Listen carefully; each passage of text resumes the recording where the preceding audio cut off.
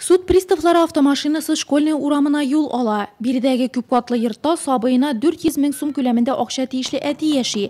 Ләкин ишекне бу юлы да ачучы булмады. Суд приставы башкаручы повестка калдырудан башка чара тапмады. Такое обычно часто, потому что... Мондый хәл еш була. Көндез кешеләрнең күбесе эштә яки белә торып та ишекне ачмыйлар. Алиментлар түләмәс өчен качып йөриләр. Повестка калдыргач күпләре килә. Килмәгәннәрен розыска бирәбез. Ул чакта эзләүче эшкә керешә. Московская урамында да шул ук хәл кабатланды. Әмма завод урамындагы бурычлы яшәүче йортның ишеге ачылса да, алиментче үзе күренмәде. Повестка аның әнисенә тапшырылды.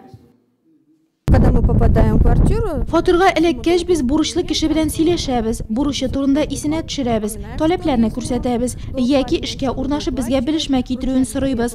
Шулай ук машина йөртү хокукыннан мәхрүм ителү турында кисәтәбез. Яңа закон нигезендә кешенең 10 000 сумнан күбрәк бурычы булса, аның таныклыгы алына.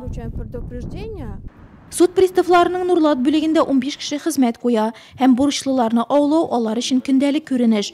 Төрле холыклы кешеләр, аеруча агрессив бурычлылар белән эшләү психологик яктан да, физик яктан да авыр диләр биредә. Чтобы стать судебным приставом, большое терпение нужно. Суд приставы булыр өчен зур түземлек кирәк.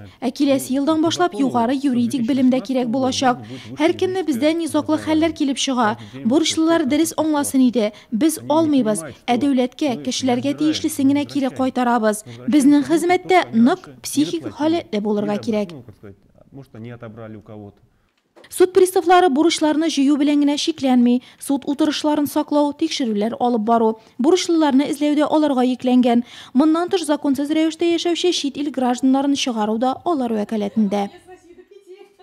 За 10 месяцев 2017 года взыскано... 2017 елның 10 айында 13 миллион 247 000 сум күләмендә салымнар җыелды. Бу узган ел белән чагыштырганда 8 миллионга күбрәк.